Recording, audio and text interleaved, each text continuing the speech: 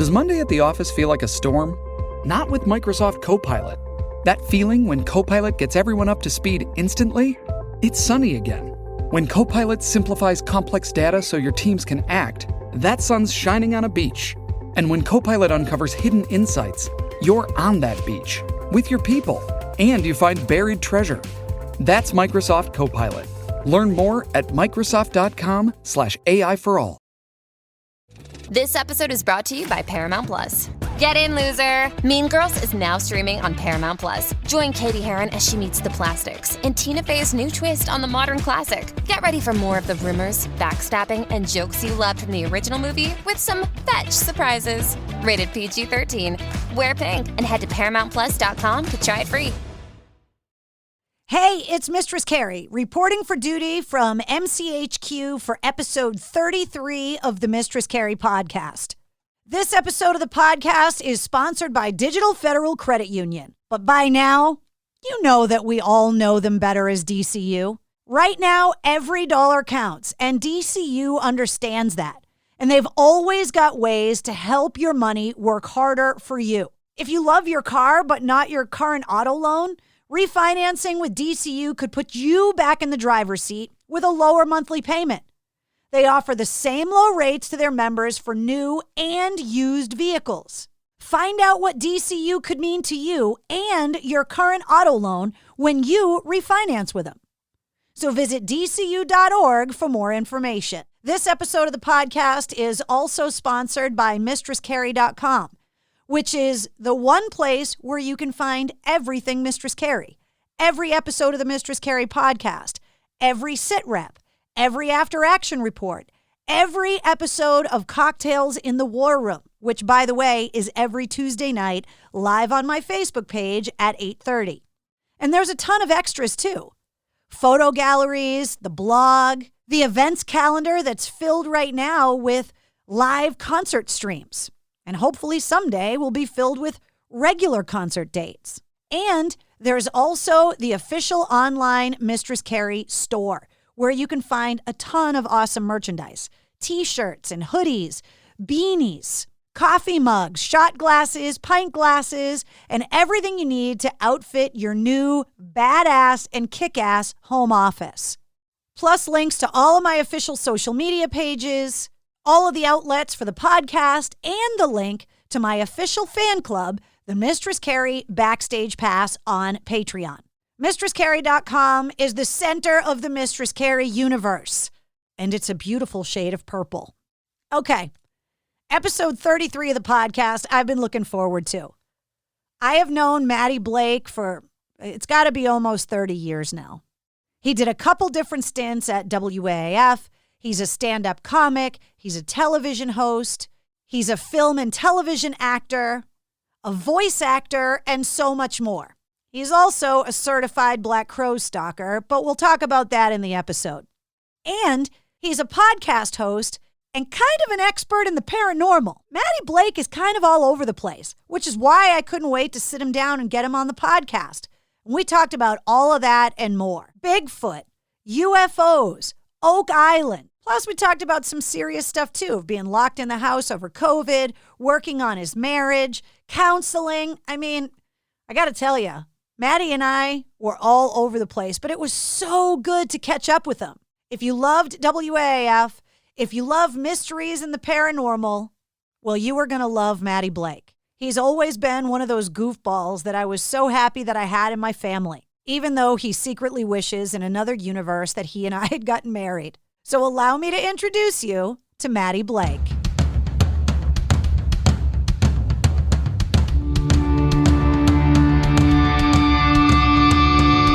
Hey, what's up? This is Sully from Godsmack. Strap on those boots, baby, because you are now in the trenches of the war room with the one and only Mistress Carrie right here on the Mistress Carrie podcast. What's up? This is Joe Rogan, and you're listening to Mistress Carrie. Her hair so lovely, pretty eyes. Hey, this is Brent from Shinedown, and you're listening to Mistress Carrie. Hey, Carrie, go put your bra on, girl. Hey, this is Steven Tyler, and you be listening to the baddest bitch in Boston, Mistress Carrie. What's up? This is Aaron from Stain. Cobain, and you're listening to Mistress Carrie. Hi, everybody. This is Dave Grohl from the Foo Fighters, and you're listening to the one, the only Mistress Carrie. Hey, this is David from the band Disturbed, and you're listening to the baddest bitch in Boston, Mistress Carrie. This is Marilyn Manson, and you're listening to the baddest bitch in Boston, Mistress Carrie. Hi, this is Flea from the Red Hot Chili Peppers. You're listening to Mistress Carrie. This is Dennis Leary. You are listening to my favorite, Mistress Carrie. Hey, this is Corey from Stone Sour, and you're listening to, you have the privilege of listening to Mistress Carrie. Oh, God. Oh, yeah.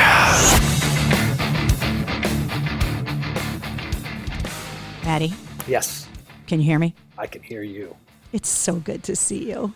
Oh, I feel like I say this with all due respect because it might sound insulting, but you were like our mom at WAAF, and you had such a loving, caring, I think, not to get off right away on a tangent here, but just get off, Matty. Just go. You on the air, and you are all those things. Like many people, you're complex, you're multifaceted, but you're the baddest bitch in Boston and all that stuff. But off the air, you are the most loving, caring, motherly figure for all of us. You're constantly going, "What can I do for you, honey? What's the matter, honey? What do you need, honey?" And I'm just like, oh, I love when waitresses call me honey and sweetheart and dear. And I don't notice I'm doing it sometimes, and sometimes I feel like it's condescending and it like slips out. I didn't take it. And it's not meant to be that way at all. Like I would catch myself with like interns and street teamers, and I was like, maybe I shouldn't be calling them that, but it's not meant to be condescending or anything. It's just out of love. Well, I took it as only that, and I loved it. And so yeah, I've missed you. Is my I missed you too. And yes, sometimes being a mom means, the tough love too, because I gave you guys plenty of that too. Mm-hmm. Well, not so much me, but other people that deserved it. I was a good boy. It's been a really crazy almost year now. I can't believe that it's been almost a year since the station went off the air. And it's been so much fun to reconnect with people after the fact, like talking to LB and Kevin Barbary and Mike Shue and being able to go back and tell some old stories. And in the case of like Kevin Barbary and LB, there was a lot of closure there too, which was really strange. Kevin Barbary told me after the fact, he was like, some of the stuff we talked about, I never knew that's how you felt. When he left the station and things were kind of weird and it's really hard to explain because in one hand, we work so closely together, but on the other hand, we're so fragmented that we wouldn't see each other all of the time. Right. And we were all operating under our own marching orders. Right. That we were all given instructions on what was expected from us. And sometimes those marching orders went against each other. So I would be told to do something. You guys were told to do something totally different. Yes. And it would cause friction because I would hear what you guys were doing and be like, guys, what the fuck? Right. And it wasn't meant to be a negative thing. It was just that you guys were being told to do something and then I was told to do something totally different. And I thought you guys were being told the same thing as me and vice versa. So it just would get really weird sometimes. Well, sometimes that was true. The latter part of what you said was true. Sometimes we were told things, and Nick and I would just go, or Rocco and I back in the day would just go like, "Yeah, we're not doing that," and to our detriment in a lot of ways. But a lot of times you're right. It's like sports teams always have unequal treatment sometimes, and sometimes it's based on performance. Sometimes it's not. It's just that's when it's frustrating. Like your show beating our show, but yet we're footloose and fancy free. I think sometimes it's a self-fulfilling prophecy. Like, unfortunately, like the work would fall on you a lot of times. I know that behind the scenes, we would just like be out of Dodge, and you would be doing all the stuff that nobody wanted to do. But it's almost like a self-fulfilling prophecy because you did it. And it was like, then you're like, what am I going to do? Stop doing it, Matty? Like someone's got to do it. Someone's got to do it. You know what I mean? So I always felt for you. I always empathized with you. When the station ended, you were the one that I thought of the most. Like, Greg's Greg, he'll do his thing. Well, Greg had already moved on, but Mike Shue and I were like the last two guards of the temple. Yeah, you and Shue were the two. I was like, man. And my history with AAF goes back actually before I go because Greg Hillman was friends with my brother growing up. I think a lot of people don't realize how long your history with AAF actually went. Yeah, so I used to go into the old studio in Westboro and hang out with Greg as a teenager when he was trying to own the morning show. So I go way back with this station. So I always used to laugh. I didn't fight the fight with anyone, but they're like, oh, this newcomer. And I'm like, please. And when Matty and Nick launched, some people didn't realize you were the same Matty that was on the air with Rocco. Correct. And some people didn't even realize we were a show until like 8 months in because they took us off the air on another signal the day Nick and I started. So our first 6 months on the air was, who are you and where's Carrie? Because everyone on the South Shore, I'll just back up a little bit. The day Nick and I started was the day we lost the signal. The 97.7 extra frequency that AAF had for those years. Thank you. And I remember literally driving in that first day and hearing it switch over, which was a weird Which moment. They did in the middle of my show, which was awesome to field those phone calls. So not only is it hard to start a show on WAAF when you're a newcomer, a new show, replacing legends, no matter when you go on, you're replacing a legend of some kind. Not only was that hard enough, but the first 6 months was literally, 6 months in, we were getting texts going, where's Carrie? And we're like, where's Carrie? What are you talking about? Because it was someone on the South Shore who's kind of half listening. Yeah, because I took the shift before you. Right. Mike Shue was on middays. He became part of the morning show. And I always had empathy for you guys because I got my start when Opie and Anthony got fired. And they had moved Rocco, who was doing 7 to midnight at the time, to cover afternoons when Opie and Anthony got fired. And even though I didn't replace Opie and Anthony, I was the new person. And so somehow I must have been part of the reason why they got fired, which was just ludicrous. People blame you.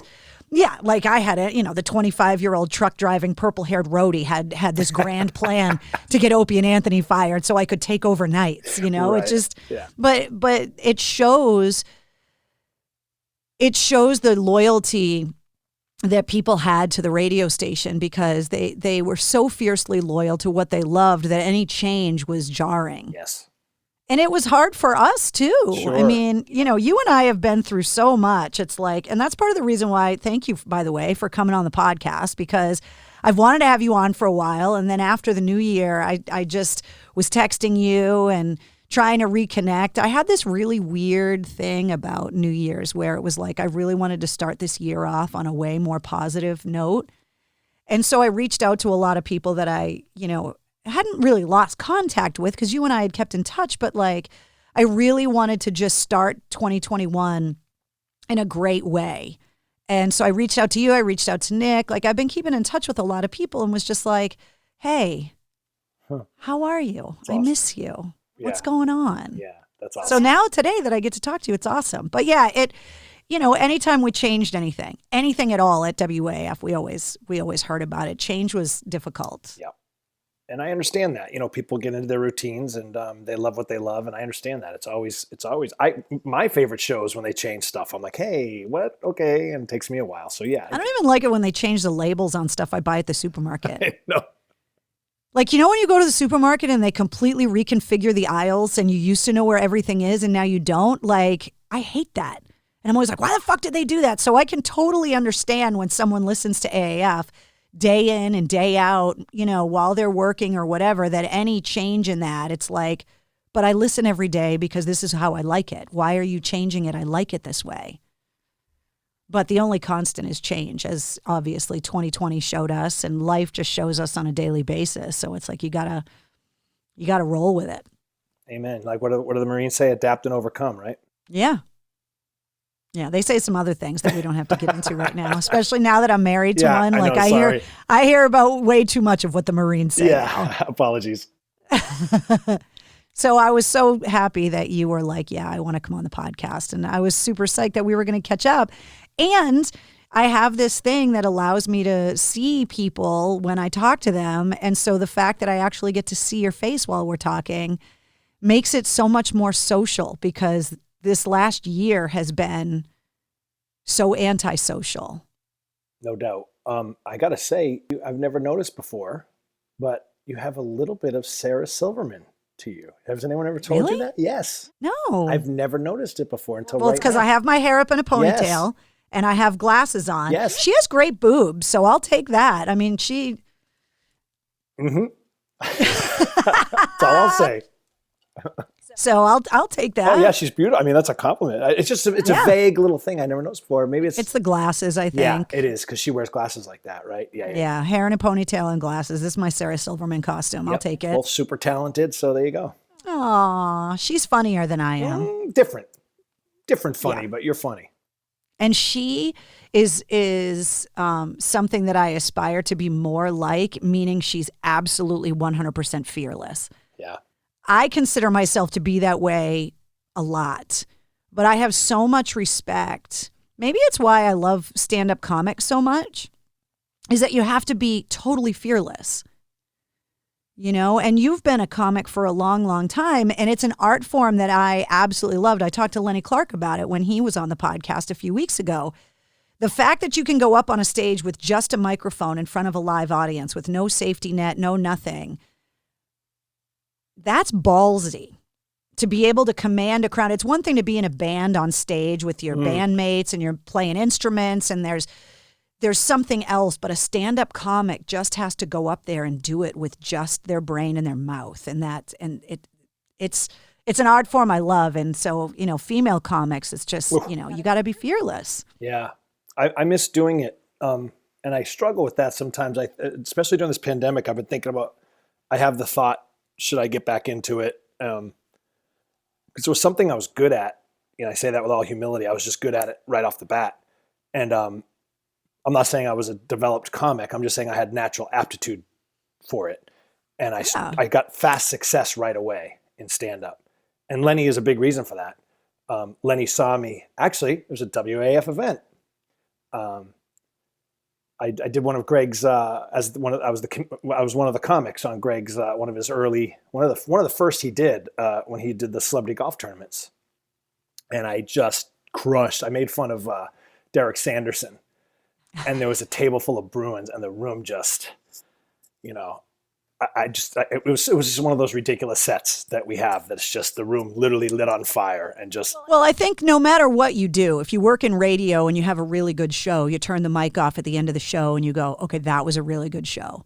And if you're a band and you have a great show, you walk off stage and you're like, you get that feeling like I wish it had gone on forever because you were just on your game. And I think anyone that works in any kind of creative arts knows what it feels like when you get into that zone. Oh, it was just a room full of celebrities. Not even, I was going to say local celebrities, but it was more than that because he had like Mike Mills from REM, and I made fun of him. I made fun of REM about how wimpy their music was, and he sat in his lap at one point. You know, it was just, I just destroyed the room.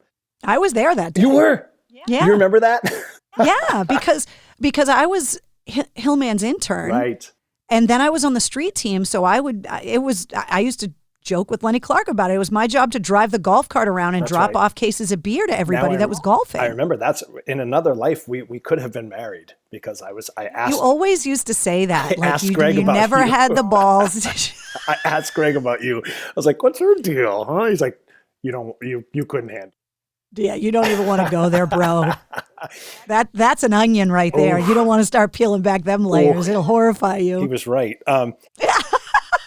But it's something you and I have always joked about over the years. Like, you know, you always used to say, like, you know, we could have been married. In an alternate universe, I asked you out. I asked you out and you hate loved me.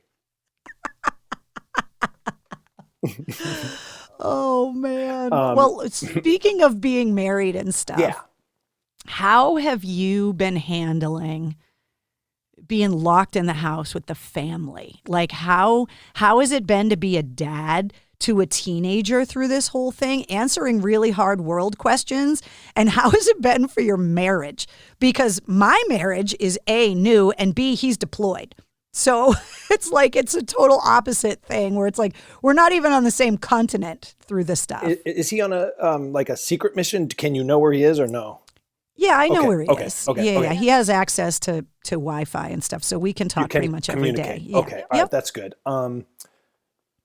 Boy, it's so funny, Carrie. Like before the pandemic hit, Matty and Nick weren't renewed, so I actually had been struggling with doing nothing. And when I say doing nothing, I have a great job doing my stuff for History Channel, for Prometheus Entertainment, for the Oak Island stuff I do, which we can talk about later, I guess. We're going to talk about Oak Island, trust me. And so I have a day job, as it were, but I only shoot a week, 2 weeks here and there, and then I've got like a month off, and then I shoot another 2 weeks, and then a month off. So I've got long periods of time with nothing to do. And Matty and Nick filled that void. It was a great 9 to 5 or in between Oak Island. So when Matty and Nick went away, I was a house dad before the pandemic. Like I made myself not pursue another radio job. And I got some calls, again, in all humility. There were some things going on and people going, hey, do this now. You could look into this. Hey, I heard this opportunity. And I just went, no, I need to learn to do nothing for a while. I need to learn to be okay in my home with my wife and child. And that's something I've struggled with my whole marriage. I'm one of those people, idle time makes me crazy. And so I've been working on that over the years. So by the time the pandemic hit, I had been doing like daily meditation in the morning and my prayer time. I call it my prayer chair upstairs, and I've got my books, and I spend 20 minutes and I max it up to 30 minutes. Then I max it up to 45 minutes, max it up to an hour. And so by the time the pandemic hit, I felt like I was in a really good mental place. And I watched kind of everyone freak out. I'm home. I watched friends of mine who are workers, like they work and they're sales guys or whatever, and I don't know what to do. So to answer your question a long-winded way, it's actually been, I say this with great respect because I know people have been through hell the last year or so. It's been a difficult year, but in a way it's been one of my best years. Well, I think a lot of people are finding that while they're financially struggling or struggling with their career and trying to manage all of this stuff, I think people have also been able to kind of wipe their Etch-a-Sketch clean a little bit and reprioritize their life with what's important. And a lot of those things are simple. Yes. Spending time with your family, being a better dad, working on your home to make it so that you're happier to be in the environment that you're in. Yes. You don't have to feel bad about talking about the good things that have happened. I think it's really important that we all have to highlight, a few good things did happen in 2020. Yeah. They're hard to identify, but some of those things, they're intangibles too. Spiritual growth and my marriage and, how can I? You've always been a spiritual guy anyway, yeah. Which I think would surprise a lot of people. Well, I left it for a long time. There's no better convert than someone who's been on the other side. You know what I mean? And I was lost and now I'm found type of thing. But yeah, I work on that stuff. I do the work. I do the spiritual work and I do the work. I remember. It's funny, Tom Brady actually really motivated me. I heard him on an interview. Hold on, I just heard the anvil of the name drop. Well, hold on. He didn't tell me this personally. Oh, he was talking to you personally through the television. Yeah, I was talking to Tom the other day, and he really motivated me. No, Tom Brady was on an interview actually, and I heard him say, and it's weird to be motivated by a guy younger than you, but you can find inspiration everywhere, I guess. But he said, people don't believe me when I say this, but every day of my life, I pick an area and I try to do a little bit better in that area every day. Better husband, better father, better player. And I just went, man, and I knew he meant it. I knew it wasn't just TB12 sales talk. This guy means it, for better, for worse, he means it. So I really put that into my life. I'm like, all right, what can I do today to be better? So me and Yoko have the wifey. Me and Yoko have a pattern, that we've been doing for a subconscious pattern we've been doing for 25 years. She does this, I react this way, we do this, we have a silent fight for 2 days. And I go, all right, let's stop that, for example. What if I did just go and, even though I think it's annoying, put the dishes in the freaking dishwasher? You know what I mean? So little things like that. And we have gotten closer and yeah. Well, it helps, I ask the rock bands all the time, about being stuck in a tour bus together on the road and how the small things affect your relationship because you're stuck in such close proximity. I think everybody's learning what it's like to be in a rock band on a tour bus right now because you got a husband and a wife, or a husband, wife, whatever it is, both working from home. So you're looking for your space to be able to isolate and work.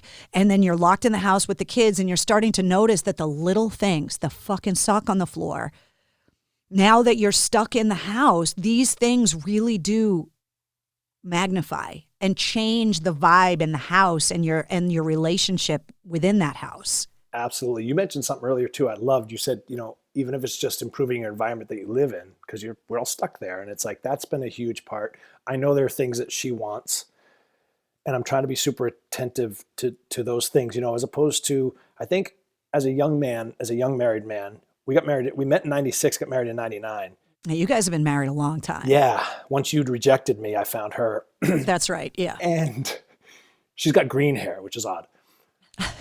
Just kidding. So I think I used to look at it like, what is she bringing to me? And then I would see things that she's not doing. Like, she doesn't do that. She'll do that. And now as I've grown in my marriage, it's like, well, what am I bringing to the table? What do I bring to her? And I know that sounds really oversimplistic, but I think a lot of guys fall into that trap. I hear a lot of guys complain about their wives. Well, she doesn't do this. She doesn't. I'm like, well, what are you doing? You don't look like a great prize to me right now. Right. So I've really tried to improve in those areas and make this house a better place for her to be in if we're going to be here, and spend time doing that stuff. And you're right. Well, it shocked me. Like, I didn't have, I was always at the radio station 12, 14, 16 hours a day, plus the commute back and forth. And the realization that I came to through all of this whole thing is you work all those hours. And this is anybody, no matter your job. You work so hard to pay the mortgage on the first of every month for a house that you are never in because you're working so much. Yeah. And then all of a sudden you go there and you're exhausted and you fall asleep, and then you wake up and you run back out the door again. And so for me this year, this is the most time I've ever spent in my house ever. Because I just was out of the house all the time. I was just never home. And then all of a sudden you're like, what the fuck am I working so hard for to pay the mortgage and to manage a household that I'm just never in? And so I have this year really figured out, I love my house. I love being here. But also, like, I need to make sure it's an environment that I'm happy in because I work so hard to keep it. And so, like, I gave myself, it's horrifying, but I gave myself the goal that by the end of the winter, I have to have my whole bedroom closet cleaned out and reorganized. And it's like my T-shirt collection alone could choke a rhinoceros. Yeah. I mean, it's insane. And it stresses me out, I realize, every time I went in there to get dressed because everything's a mess. And literally everything I wear is black. So it's not even like I can find things based on what color they are. So it's like focusing on being comfortable at home and being like having that be at least a place that is zen for you, that is an environment that you can control, because the world is so crazy outside that if you can't find peace in your own home that you work so hard to pay for, you're not going to find it anywhere. That's so wise. That's how I feel anyway. No, it's so wise. And I think, it turns in, it's like a metaphor too for being comfortable in your own skin, like being comfortable in your own house, being comfortable in your own skin, being comfortable in your own town. I think a lot of us try to, once I get this job, I'll be happy. Or once I get into this town, oh man, if I could live on the water, I'd be happy. It's like, no, you bring yourself with you. The history of mankind is just story after story of people accomplishing their goals and then dying of a drug overdose. You know what I mean? So did you hear Nuno's episode? No, that's the one I haven't got to that one yet. So Nuno talked about how he's the youngest of I believe 10 kids. And when he was little, they immigrated from the Azores. And he said, we had a 2-bedroom house on the beach in the Azores, but there were 10 kids in it. And my family immigrated to the United States and went to Hudson in search of this better life. He goes, and everyone in the family has spent their entire life trying to get a job good enough so they could afford to go buy a little house on the beach in the Azores. Isn't that the truth? That is it, man. That is it. And so that was part of my challenge, is like, because I've got self-esteem issues, and I've measured myself for way too long based on my accomplishments in this industry that I've ended up in. And I was like, I have to be okay in my own skin. I have to be okay sitting in my own house in my town. And in your own brain. Yes. Can I love my life? Can I love myself? Can I love and so all those things have cultivated in this last 2 years. I'm really happier than I've been in a long time, and then the job stuff has been great too. But that wasn't my goal. I put all that away, which is kind of a miracle. I read this book called The Happiness Curve, and it speaks to that we statistically, it's a science book in a way. It's not a new agey book. We statistically get happier from 50 on. And there seems to be statisticians who study this believe there's something encoded in our DNA that like kicks in like a mechanism. So the happiest people are like 65 to 75. They're like, wait till you hit 70. And it really speaks to contentment probably, because we put away a lot of the goal drive stuff we have to succeed. And so, and accepting too, that you had all these goals and maybe you achieved them, maybe you didn't, but you're accepting of your place in your life and realizing at that point that you're not going to live forever like you think when you're young, that you always are going to have time. And it's like, you're not always going to have time. I tell you, you hit the nail on the head, and it's accepting what you can't do and what you can do. And like, I remember I did a mental exercise with myself that came as part of that book. And I officially crossed out Saturday Night Live as something I will ever do. I'll never be a full-time cast member on Saturday Night Live. It's just not going to happen at nearing 50. And, it's a relief. It's a gratitude, but it's also a loss, but you narrow down like, all right, here's what I have done and here's what I do. And that wasn't my journey. And letting go of that is like, it's like putting baggage down that you're carrying around, right? It's like, so you can be more. You know what it's like women, I think, do that physically. That there's so much pressure on women in their teens and 20s and 30s to have that perfect body and to look that certain way. And I think I'm noticing it with myself, that I don't stress about a couple pounds here or there as much as I used to. And I've accepted that I'm not going to look like Britney Spears looked when she was 19 years old. Because the other thing I'm learning is that Britney Spears didn't even look the way she looked when she was 19. That's a great point. Amen. You know what I mean? Right. Like, that's exactly right. I think women just kind of get to the point that they go, okay, wait a second, but I've done all this. And especially for me, as you know, over the years, I've had so many medical scares and I've had so many physical problems with my legs and the tumor on my spine when I was a kid, and like all of this stuff that it's like, I look at it now, like after my motorcycle accident, I look at all of this and go, the scars that I used to want to cover, I want to show off now. Because they're battle wounds, they're like tattoos now. But when I was younger, the scars, I was so embarrassed by them because they were imperfections. And now I'm like, are you kidding? I survived that shit. Look at these scars. These are awesome. It takes a really long time to get to that acceptance place. And what pisses me off is that it takes until you get older to figure it out. It's like, why can't we learn these lessons when we're younger? Yeah. Why does it take so long? Well, I wonder, back to that thing of like self-protection mechanism, because we're staring down the barrel of our mortality as we're older.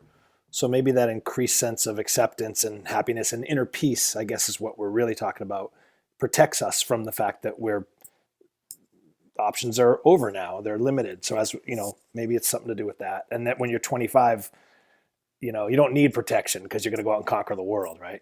When I was 25, that's when I started on the air at AAF full time. That's awesome. I was 25 years old. Yeah, God. That's about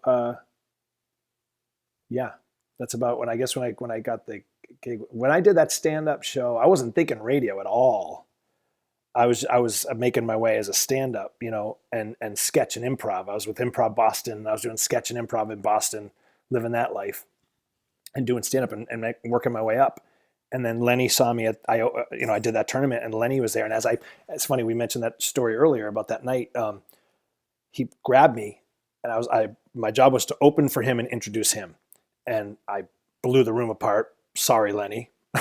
But he did it to me 1,000 more times after that. He's been fine. Yeah, he He's did doing okay. just fine. And he grabbed me by the arm. And for a second, I thought, did I go long? Oh, shit. Maybe I overdid it. The room's still like recovering from my takedown of Derek Sanderson. And he grabbed me by the arm and he goes, hey, you're funny. You got to meet my brother. And I go, all right. Who owns the comedy club? Right. His brother's one of the biggest bookers in Boston. So I was off to the races after that night. It was like, boom. I was off to the races and working for Mike. And so anyway, I forget why I brought that up, but yeah. Well, it is amazing when you have 25. a small... We were young. Yeah, we were young. You're young, you're 25. I don't even know if I was 25, but yeah. But it's amazing that you can have, a friend from high school in Greg Hill, right? That just asks you to do him this favor. And it just so happens that that's the day you're going to kill.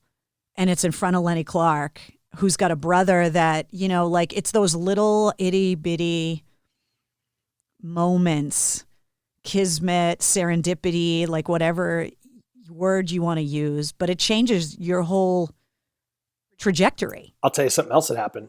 People say that be prepared. Luck is when preparedness meets whatever preparation, opportunity meets preparation. That's actually, that day was a great example of that because,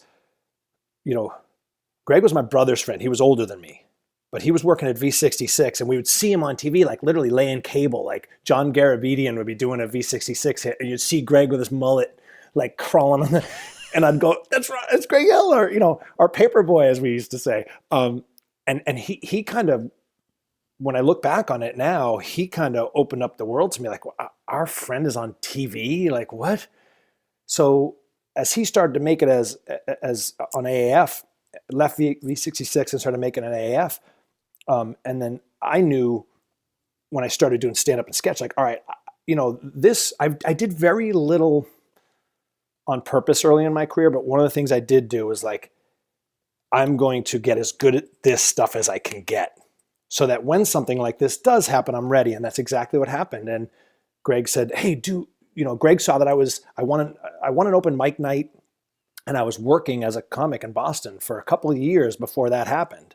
And so I was ready, I wasn't fully developed, but I had a great 10 minutes. You know what I mean? I had a great 10 minutes. And just like any guy, you think you got a great 10 minutes. It was probably a good 2.5 minutes. Exactly. That's extended over the years. But yeah, so he asked me that. And then the other thing that happened the night was Lenny saw me, hooked me up with his brother. Now I'm a working comic in Boston getting paid.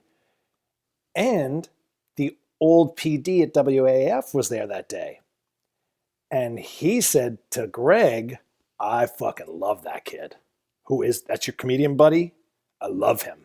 And that ended up being Rocco and Matty later. So I was ready for the game, Well, if you're not ready for Drew Bledsoe to get hurt in the game, to bring back Tom Brady, like if you're not ready for your moment.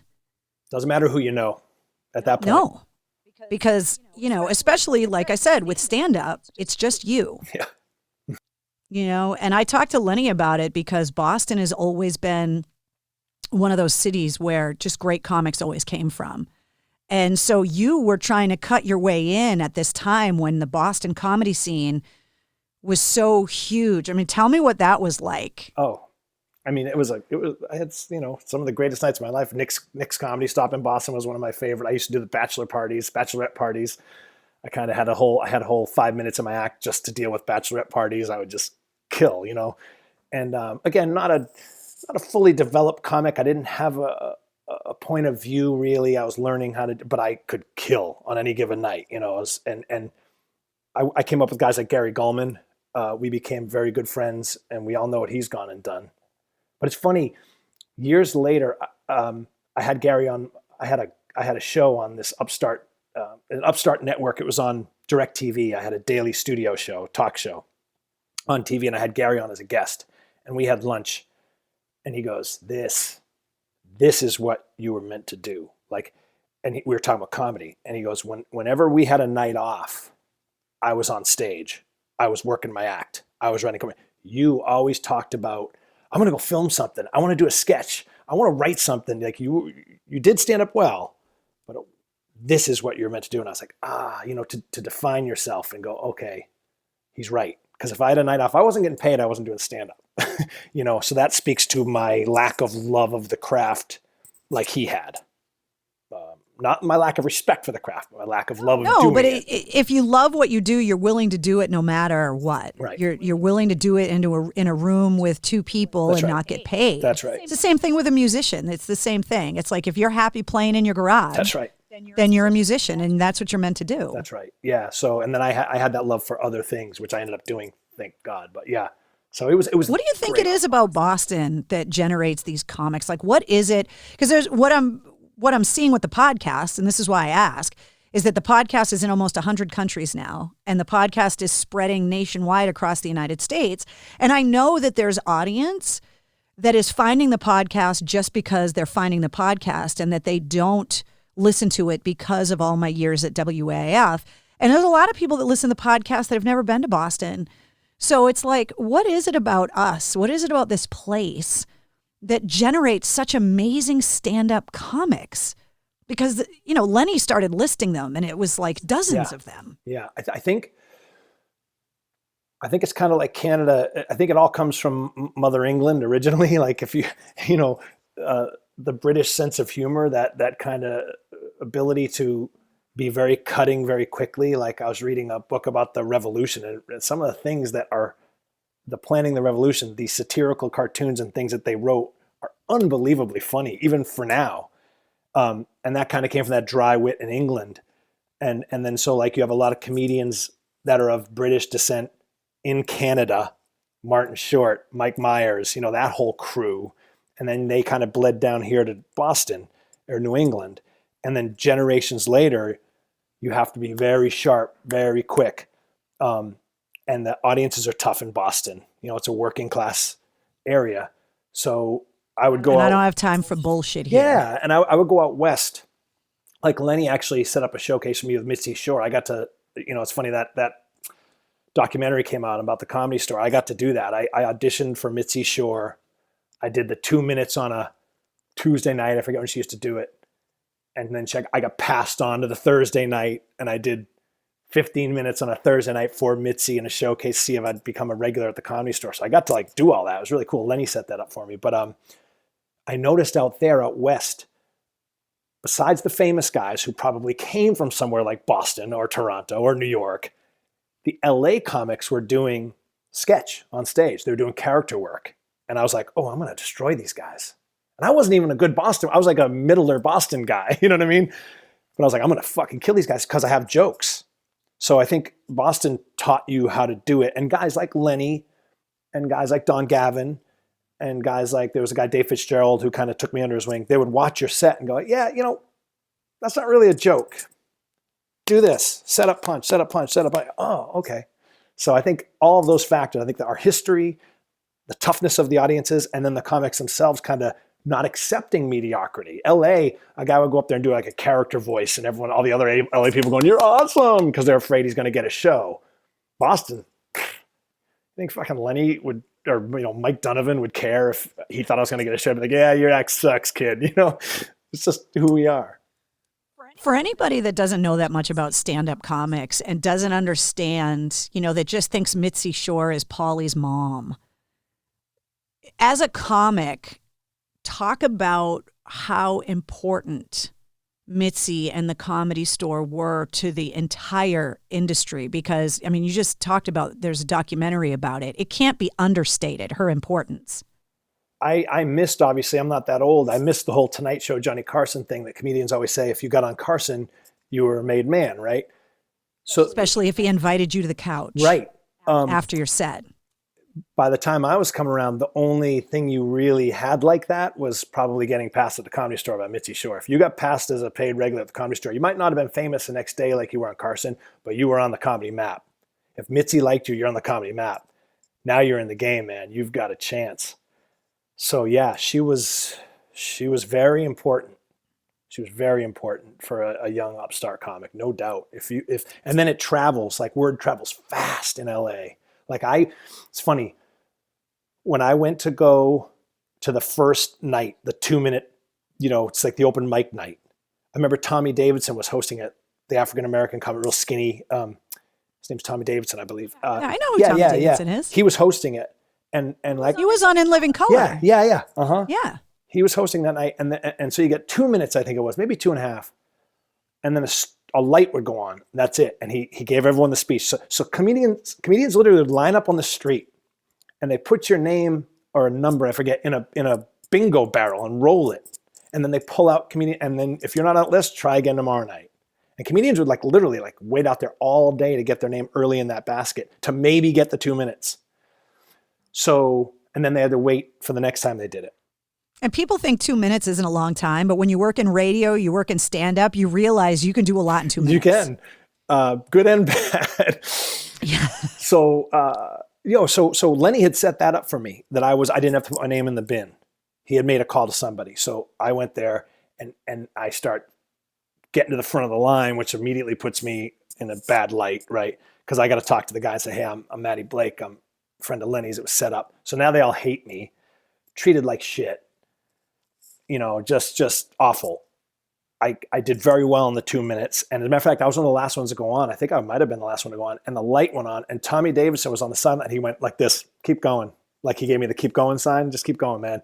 Because I wasn't a true beginner at that point. I was like, I've been doing it a few years. And I had jokes, as I said. And so that was, when I went back Thursday night, I think it was a Thursday night, to do the full set for Mitzi, I was treated like I was a rock star. Like, everyone's like, this is Lenny's friend from Boston. Hey, how are you? I heard you did great the other night. I'm just like, oh, these fucking people. You know what I mean? I'm like, these people. This is what they say about LA. And now everyone's being wicked nice to me. I'm like, all right. All it takes is that one little... And how important, and I bring it up because I talked to Kevin Martin from Candlebox, and I met him years ago when Candlebox was on tour with Rush. And he talked about how Neil Peart would sit on the side of the stage and watch their set every night on the tour and then give Candlebox tips about reorganizing their set list and what they needed to do and where songs needed to be in the set. And Kevin said in the interview, and Neil was obviously right. So talk to me about how important a mentor is. And being able, here's the important thing, I think, being able to humble yourself enough to take their criticism in anything. It doesn't matter the business that you're in, to be able to take constructive criticism from someone that obviously knows better than you. Okay, so that's a definite weakness I had. Not because I didn't take criticism in I'm a cocky way. The opposite. Criticism crushed me. So what I did was I did have guys that I would watch, guys I thought were funny like Gallman, and then realize his bar. So on any given night, I might crush at Nick's because I did my bachelorette party stuff. And it would be just a melee. I would just crush. And then Gary would go up and do his much better comedy, way better comedy. And people come up to me and be like, you were awesome. Oh yeah, and I'm just going oh, he's so much better than me. You know what I mean? And I knew it. So I would watch people like him and realize that the bar was up here. And then I would try to make my jokes more like his. And then there was an old timer named Dave Fitzgerald who's passed away. Unfortunately, he died of cancer. He's one of these Boston headliners who just, again, to your point, Boston seems to produce. They never got famous, but they can do an hour and a half of stand-up and kill the room, right? And kill your abdomen because it just hurts from laughing so hard. He's just a pro, a true professional, and did cruise ships and all that. And he liked me for whatever reason. Oh, I opened for him early in my career, and he liked me. And so he would get me on shows he did sometimes. And he would sit off the stage, and he had this great laugh. And he would go, ha ha, yes, almost like Ed McMahon. And I started to notice my biggest killers, he was silent. And then if I had a new joke in there that was a well-structured joke that maybe I didn't believe in, so I kind of half-assed it and it got silence, he would go, ha ha, yes, well done. And I would, ooh, he liked that joke. So I would start my notebook and go, that's how you do a joke, right? So it's incredibly valuable. I wish now going back, I had the ego that I have now, and I have an open mindset, and I would take criticism. My God, I would beg for, but back then in my 20s, I was so scared someone was going to say something that would crush my damaged artist ego that I just kind of avoided that. But I learned by watching. And someone like Gulman would never say like, hey kid, here's what you got to do. But when I asked him things, he would absolutely. And so it's crucial. If you don't take advantage of that, you're hurting yourself. Well, I'm the same way, I think. I think there's a certain amount of anybody that's an extrovert that, you know, when you're able to kind of sneak past the armor and kind of poke the squishy part, that it hurts. You know, and it's like, so whenever a consultant would come into town for the radio station or whatever, and sitting in, I mean, is there anything more? You literally just made me nauseous. Is there anything more painful than an air check meeting? Which for anybody outside of radio that doesn't know, you record your show every day. And because I had no prior radio experience when Opie and Anthony got fired and they threw me on, I had air checks every day for months and months and months where you record your show and then the next day before you go on the air, you sit there with your boss and re-listen to your show, which is now out of context, right? And then they criticize the shit out of you. And then you got to leave there bruised and wounded and go back in the studio and find a way to do it all over again. And it was such a painful process to me that it literally gives me like itchy, palm, sweaty feelings today, right now. Yes. And I mean, it's awful. It never goes away in a way because, you know, I know you hear like Conan O'Brien talk about his early days on TV, you know, there's notes, network notes as they call them. So it never goes away, but it's probably the death of creativity. You know, that type of scrutiny is very hard to have a creative environment. I'd love to be a PD actually just for a while so I could do it the way I think it should be done. But yeah, no, it can be very painful. You have to really have a lot of experience, I think, to handle something like that, or maturity as an artist to be able to handle that stuff as I would handle it now. Yeah, it's you know, to go back to what we were talking about when we started talking, like when I became the music director and the assistant program director, part of that was my job was then working with the newer people and the part-time people. And I felt nothing but empathy because I remembered what it was like to be that green new person that made stupid mistakes and hit the wrong button and did all this stuff. And I was like, oh my God, this is so uncomfortable. It's so hard. But you're right. It's like my therapist once said to me, you've become that person that quotes their therapist. I know. Well, I feel like Richard Lewis or something. She said, you know, it's funny. One of my main things is self-esteem issues, and I've picked a career where it's like the world can see me, and it's the very definition of my childhood. There's a lot of things in my childhood that were like, look at me, everyone, so that, as she said, so that they won't look at you. Right? Look at me. Well, this is a very common trend with stand-up comics, is that they're emotionally tortured, damaged souls in a lot of ways. I mean, the track record of this behavior, it's a psychological thing. That's what you're talking about. Yes. It's yeah. That it comes from pain. It comes from torture. Yes.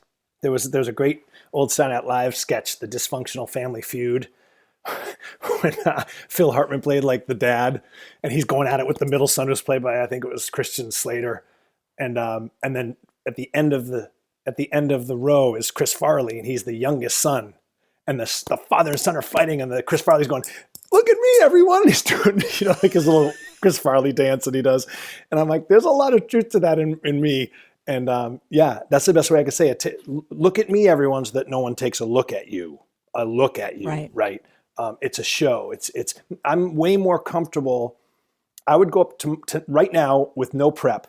I would go in front of 10,000, 30,000, 50,000 people and do like an Oak Island talk and not even, maybe be like a little normally nervous that you would be, but I would do it, no question. At a party with 3 people, 5 people, I just want to crawl out and die. Isn't that odd?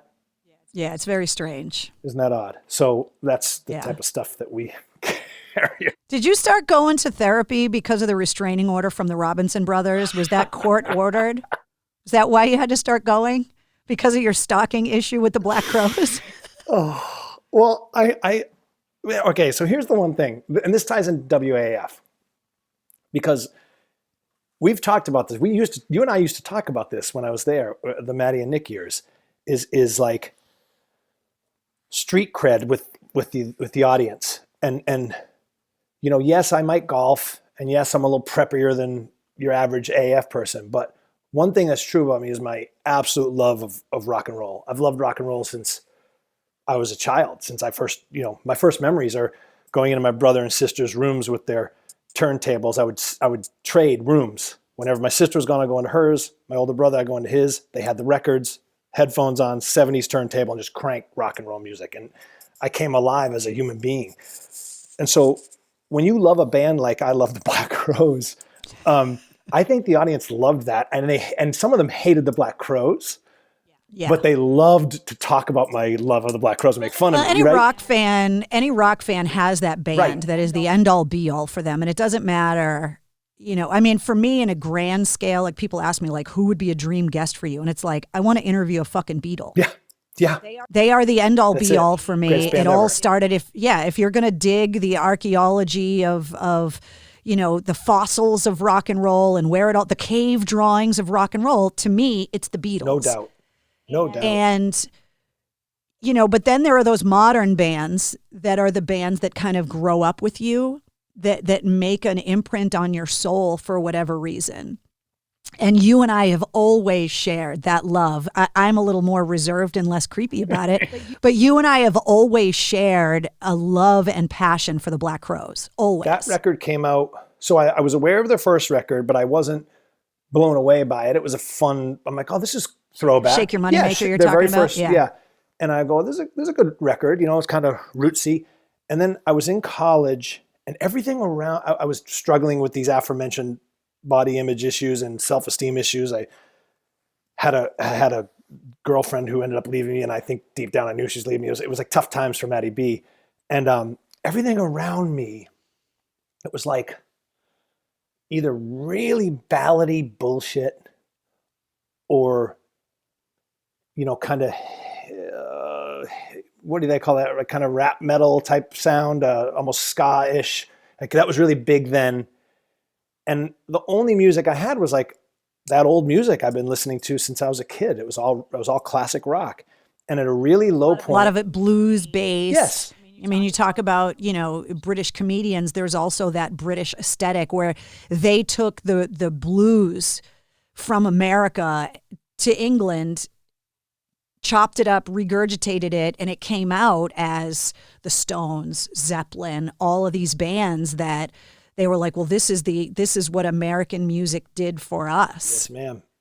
And so that I remember the day. It was like a lightning bolt. I was in this little crappy dorm, and I was miserable. And MTV World premiered Remedy. Oh. And that video, oh my God, I might get emotional talking about it. They're dressed like the Stones from the 70s. And there was like a green screen room, but it's like, I think it was blue in that one. And Rich is just playing that red guitar, and he's got the crushed velvet suit, and Chris is dancing around like a maniac. And I'm going, who? I remember like it was yesterday. It was like a religious. Still one of my favorite songs ever. And then that album just became it for me. And then the breakup did happen. And I recommend for anyone out there who's not versed in the Crowes like Carrie and I, if you go through a breakup, check out Southern Harmony and Musical Companion and Amorica and play those. Those are my college years too. That was it. And I can't even count how many times I went and saw those guys. I was a psycho, like, oh, they're playing at the Worcester Auditorium. Oh, they're playing at the Orpheum. Oh, they're playing up in New Hampshire. Or they're playing out in Springfield. Like those few years, it was like all I wanted to do was listen to Southern Harmony and go and see the Black Crowes. And that album is one of my, you know, Deserted Island albums. You know, that it's such an old question now. Like if you could only have 5 albums on a deserted island, what would they be? And that would be one of them for me. Yeah, that record. And they just, and you know what's funny? Years later, they kind of saved me in a way. And then someone once said about the Black Crowes on one of these fan nerd Black Crow sites that I spend too much time on. That you're not supposed to be in per the restraining order. They said the Crowes were our Stones. The Stones were our older brother's band. We got our band. We got our Stones. I'm like, that is the truest thing. Because I grew with them, you know. And then when I was in my 30s, Chris and Rich were writing songs about their divorces. Not that I got divorced, but you know what I mean. And then being fathers. And then the Magpie Salute which was Rich's solo effort, who we had on your show. And you let me sit in. I became like buddies with, like, so Sven Pippian, the bassist of the Black Crowes, like a guy that, same thing with you. I went and saw 100 times as a fan, and you understand this better than anyone, befriending all the bands and musicians that you have. But like, I went to go see them. I was on vacation in Florida, and the Magpie Salute was playing at some crappy theater in Florida. And I went, and they're in their first song.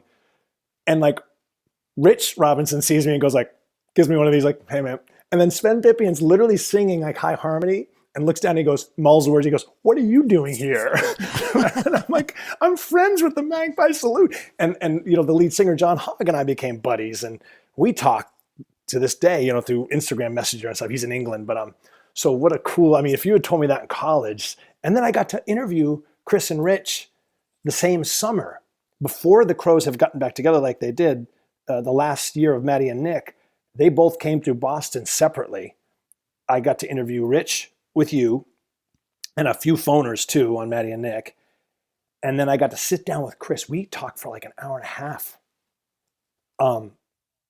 When the band announced they were getting back together, you were the first person I texted when I got the inside info that they were going to tour.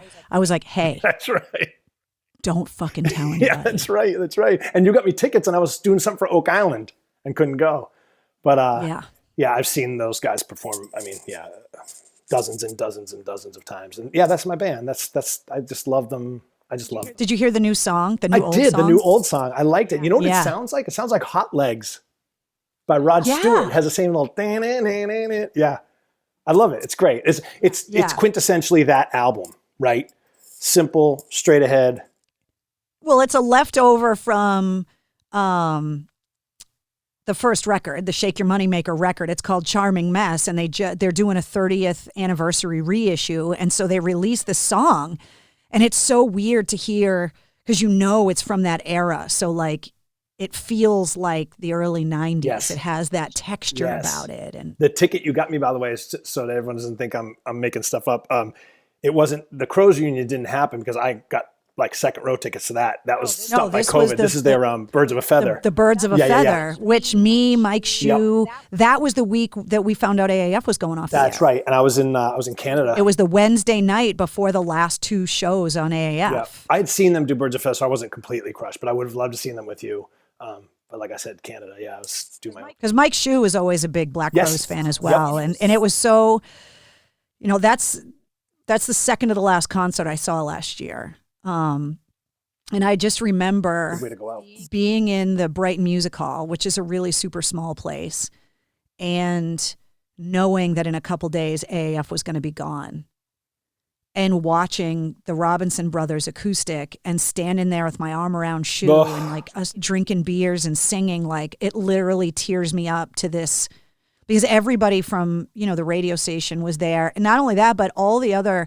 rock stations, we all got tickets. And so, there were people that used to work at AAF, like Adam, that had moved on and gone someplace else. And so in that moment, we were all able to kind of be in this little club watching those guys. And it just, obviously then knowing, how hard the next couple days were going to be to send the station off. It's like those couple hours, that distraction of watching the Robinson Brothers together on stage was like, it felt so good. Yeah, that's the power of music. And when those two sing close harmony, it's like, forget about it.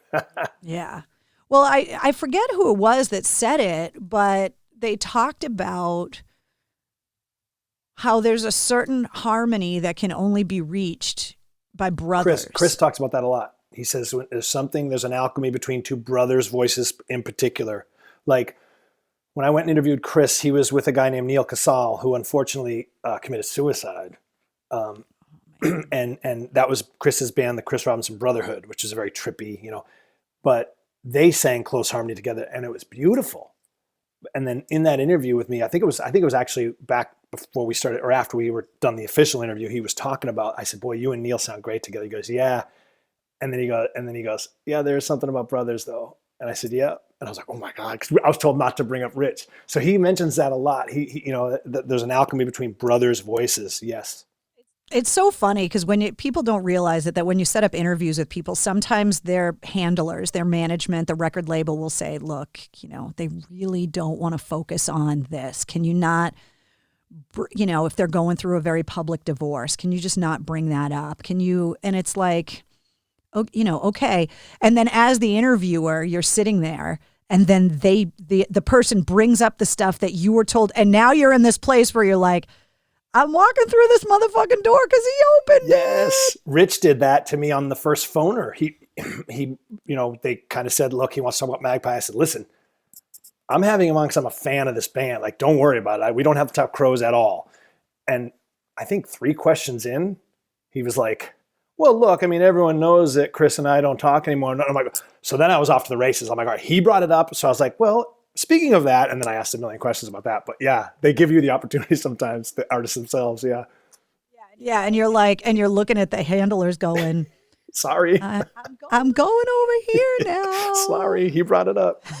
Yeah, exactly. So I want to talk about, you brought it up earlier about how there was always this video stuff, how there was always all of this other creative stuff that you always wanted to do. And one of the things, speaking of busting your balls about stuff, one of the things I've always made fun of you about is all of your paranormal, conspiracy theory, Monster Land, Bigfoot. Anytime I see anything about UFOs or Sasquatches or orbs or ghosts or anything, I immediately, A, think of you, and B, either tweet to you about it or text you about it because I'm like, Matty, this is all you. And one of the things that happened in 2020 is that basically the Pentagon declassified those fighter jet videos and basically acknowledged that, and this is how fucked up 2020 is, that the Pentagon acknowledged the existence of UFOs and like nobody's even talking about it because the year was so crazy. But you were one of the first people I thought of. Now, I've always been open to I think aliens are real. I'm not a spiritual person the way that you are.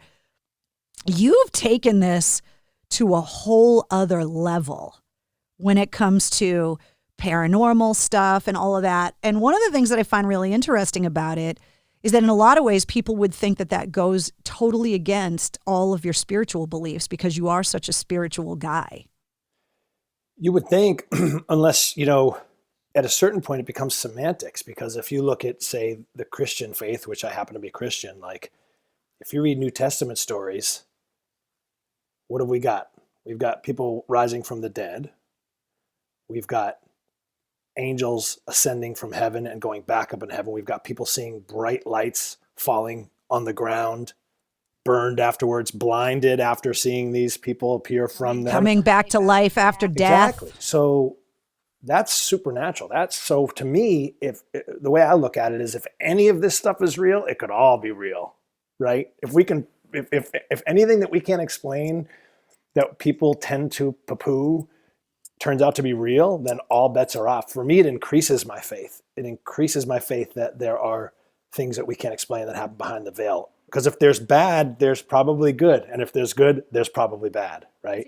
See, now I always thought that it was the organized religions of the world that were trying to squash it.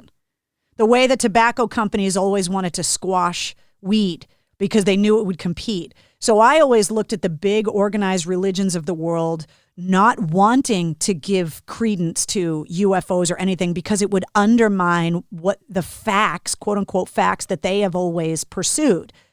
That the world is this old, that this God is there, and all of a sudden if you talk about that the world is older, that there are aliens, right, it blows apart their theories of what the world is. I would say that's partly true. I mean, certainly they want you to subscribe to their right, the supernatural stuff that fits in their theology and their language, no doubt. But I think which is control and money. I mean, there's always right. There's reasons behind it. But thinking Christians, for example, embrace science. There's nothing in science that would preclude my Christian beliefs. In fact, again, it increases it. I think the loudest ones are the ones we hear are the ones that say the earth is 6,000 years old, unfortunately. But, Christianity was a search for, the Jesuits were like founded science pretty much, trying to figure out the stars, like let's build, because if there's a God, there's order to this stuff. If there's no God, then, boy, we're getting deep here. I knew it was coming. If there's no God, then everything we have randomly fell together, like that old analogy of the factory exploding, and when everything falls, it's Mozart's symphony falls together, in the perfect symphony. It's like, so that's what so to prove that there's order to it, to me, even evolution, that to me does not affect my Christianity at all. Now you're right, through the millennia, men have tried to withhold and suppress that stuff, no doubt about that. But for me, it all increases my faith. Anything from UFOs to Bigfoot, because it's like, wow, there's a world we don't understand. The Bible says it. We struggle against principalities and powers that we can't see, and I do believe that. And it's something that is not just a hobby. It's something that you pursue.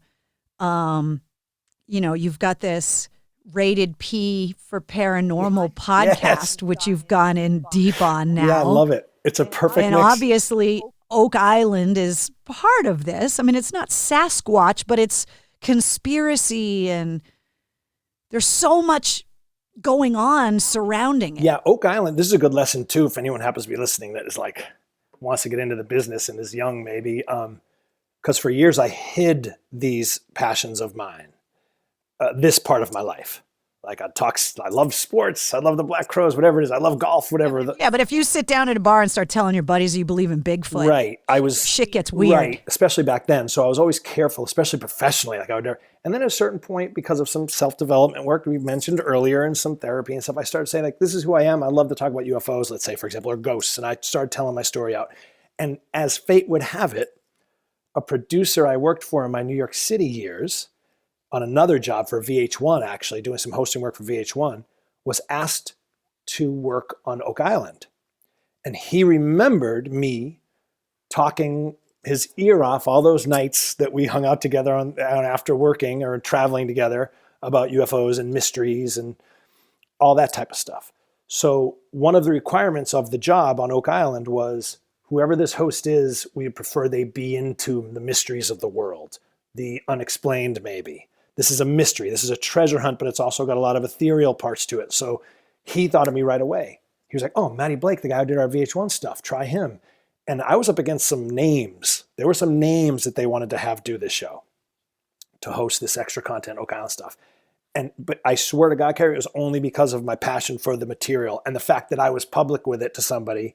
And then they remembered that, like, oh, Matty's wicked into this stuff. Because as the late Kevin Burns, who hired me, said, it wouldn't have worked if you weren't really into this stuff. It just wouldn't have worked. Well, it's just like with WAAF, like you were talking about. If you worked at AAF and didn't love rock music and tried to go on the air and talk about it and act like you loved it, but you really didn't and were doing it for the paycheck, the audience would have torn you to shreds and spit you out. Because people that are passionate about something can tell when you're not. That's it. And like I said, there's a lot of AF fans that Black Crows is like milquetoast to them, but they love that I love them. They love to hate that I love them, and they love to make fun of, and they've got their Pantera, whoever it is. Right? Yeah. So that's it. It's about authenticity. It doesn't matter who the band was. Right. It was that they could align themselves with you because there's something to be said about shouting from the rooftop about how much you love something. Even if you don't love that, you have to respect that the person is so willing to be like, hey, fuck everybody. I love this and I'm into it. It's infectious. And when I'm on Oak Island, people say like a common thing I hear from fans like Matty's enthusiasm. I'm like, but that's just because to me, I don't see how a human being could go on Oak Island and like learn about this mystery and then learn about some of the weird stuff that's happened and just not be like, what the fuck is going on? You know what I mean? So for anybody that doesn't know anything about Oak Island, I know a little bit just because I worked with you all those years. Give me the background on Oak Island. What is going on Oak Island for someone that doesn't watch the show, that doesn't understand? Okay, I'm really good at doing this very quickly because it's a long story, but I've done this a million times now. Somebody a long time ago, we don't know who, we don't know what, we don't know why they did it, and we don't quite know when they did it. Somebody built an underground chambered vault system on an island in Nova Scotia, Canada, to hide something. The theories range from pirate treasure to the secret works of William Shakespeare, really written by Sir Francis Bacon, to ancient knowledge manuscripts, to perhaps the menorah from the Bible, to perhaps the chalice from the Bible that Christ drank from. So there's different theories, and nobody knows quite what it was, but the show, The Curse of Oak Island, follows the most recent effort to find out what was buried on this island and who did it. Because these chambers are so old that the effort, it wouldn't have been just a hobby that somebody felt like digging chambers. Like back then, the amount of effort required to dig those chambers would have been for something important. It wouldn't have just been for shits and giggles. Correct. Nobody would do this. I mean, you're talking massive works at 160, 180, down to even maybe 200 plus feet. So yeah, no. Without the technology to make that easy. Crazy. Now, what's complicated this, there's a lot of factors that have complicated it, but one of the things, it's been going on for over 225 years, this treasure hunt. So searcher efforts have made it a mess down there. So this team's down there pulling up beams that are, 18th century, but it's searchers down there trying to build tunnels to get into where they believe the treasure is. So it's a mess down there. So it's a very long and complicated and expensive process. And my job was to come on the show that already existed as it got more and more popular by its third season, and kind of be an embedded journalist, if you will, like go on the island, spend time on the island, and then interview the searchers, explain it to people like you who are just joining the show, recap. It's an extra content show. And now that show has grown to be so wildly successful. Curse of Oak Island is the #1 rated non-scripted show on cable with a bullet. It kills everything. And now it's gotten so big, we have a spin-off show that I'm co-hosting with the two stars of the show, Rick and Marty Lagina, called Beyond Oak Island. And in that show, we look at treasure mysteries around the world, like other Oak Islands, if you will. And people come and present to the brothers their story, and then we try to investigate and see if there's anything to it, or at least explore those mysteries. And that's been unbelievable. Where do people get the money to do this kind of stuff? Because they were obviously investigating Oak Island before the TV show. It's like once you get the TV show up, the TV show makes money, you get money to continue the efforts. But you have to put the money in the beginning to start the excavation and start the hunt. Is this just an expensive hobby for these guys? It was. For these two brothers, Rick and Marty Lagina from Michigan, it was a childhood dream, and they used their own financial means to do it before the TV cameras came. They were just like, we're doing this. And before that, historically, though, to answer your question, you'd have to fundraise, basically. You'd have to form these companies, the Truro Company, these treasure hunting companies, basically. And you have to kind of provide them evidence or clues and go to a group of wealthy men, as it were, and say, we're digging for treasure on Oak Island, please invest. It's going to cost us this much to do that. So that was the history of the island. Groups of people getting together and raising money, basically, and then try to find this thing. And now the brothers have come, and they were doing it for, I think, a year or two before the camera started rolling. They said no to the late Kevin Burns, the executive producer and creator of The Curse of Oak Island. He was lobbying them like, look, do this show. It'll be great. And they were like, no, we're not TV guys. This is just two brothers doing their thing. And he finally convinced them to do it, and it's been a smash. Some people would question why a company would sponsor something like this, but there have been so many shipwrecks. I mean, the discovery of the Titanic, that you have to fund this stuff.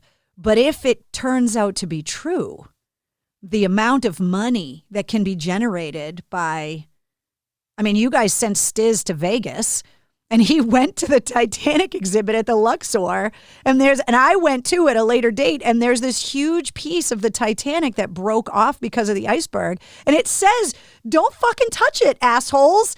I mean, it is, you know what I mean? And Stiz comes back from Vegas and he's like, I touched the Titanic. It's unbelievable. They're literally like, it's a sacred burial place. It's just, yo, I touched the Titanic, I touched the Titanic. Oh my God. He's the best. But what I bring it up because, money is constantly being generated by the rediscovery of the Titanic. And you know, if any of these treasure hunts turned out to be true and you discover what would be billions and possibly trillions of dollars in gold and antiques and all of this stuff, never mind the chalice that Christ drank out of, like the money that would. So there's a certain, it's no more of a gamble than buying a Mega Millions ticket, really. That's right. If you got the money. That's right. So yeah, it could be, you know, people always say like, well, one of the things is it could be the Ark of the Covenant. That's what some people believe.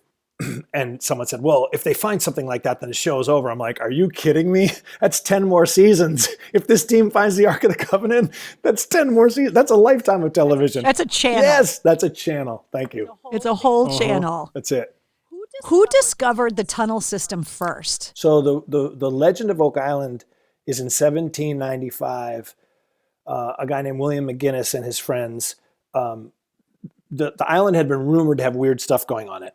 As the story goes, they saw anomalous lights on the island, rowed their boat to it, and found a fresh depression in the ground with a ship's tackle rope broken off and pulley system right above the fresh depression.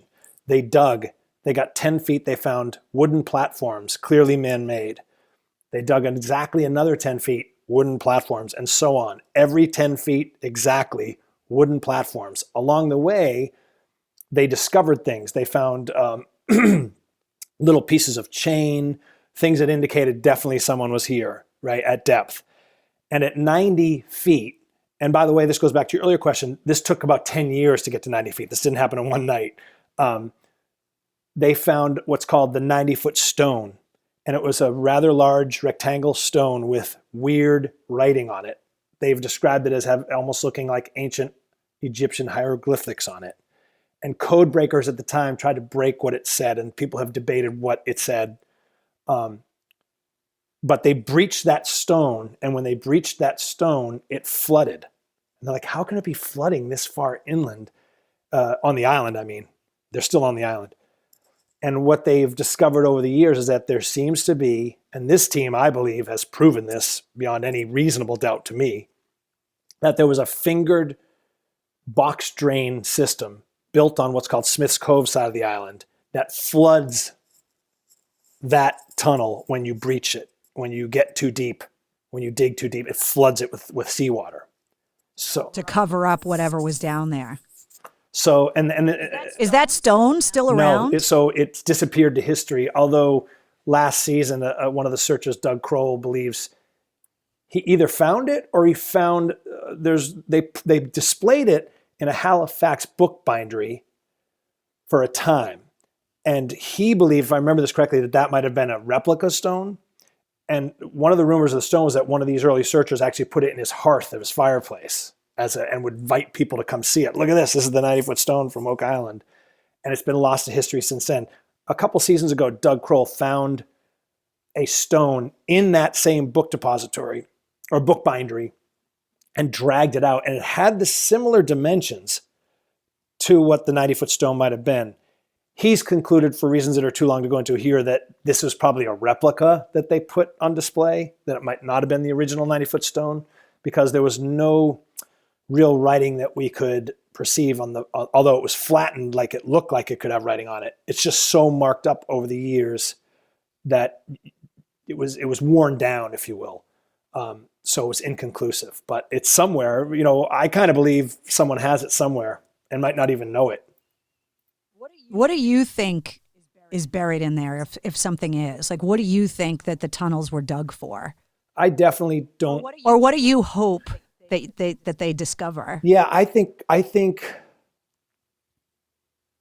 Well, my hope is that they just find out what happened, because even if they don't get rich off treasure and everything, that'd be nice for everyone. I love everyone involved with the show, but who knows? You know, when it comes to that stuff, I just want them to find out what happened so that they can say, like, we set out to figure Oak Island mystery out, and we did, whether that involves money or not, or treasure or not. I have come to the same conclusion as many others now, that it's not just gold and silver and rubies and treasure. That might be buried there, and people might have buried that there over the years.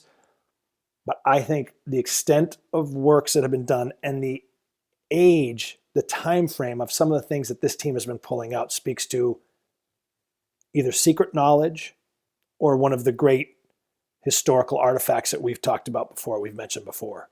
I wear this cross, this replica of a cross they found on a beach, a metal detector named Gary Drayton. I'm holding it up for you now. Our podcast listeners can't see it, but it's a lead cross, and it's of Templar origin.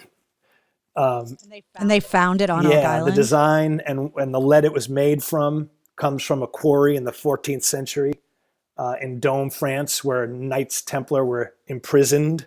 And this cross is carved into a prison wall in Dome, France. And they found this on an island in North America, rumored to have something buried on it.